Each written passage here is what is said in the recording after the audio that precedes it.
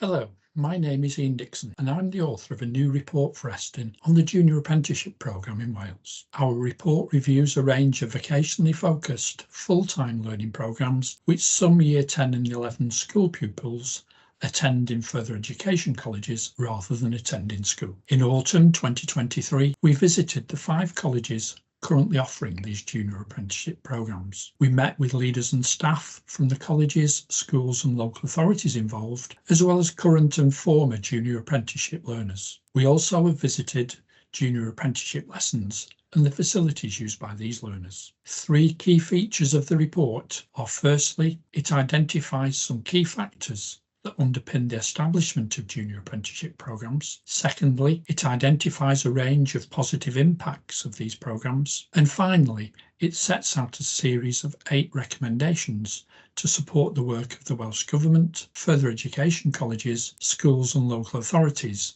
in the delivery of learning programmes for 14 to 16-year-olds across Wales. Thank you to everyone who participated in the work leading up to the publication of this report. If you want to find out more about junior apprenticeships in Wales, please take a look at the report, which is available on the Eston website. We hope that you'll find it interesting and useful.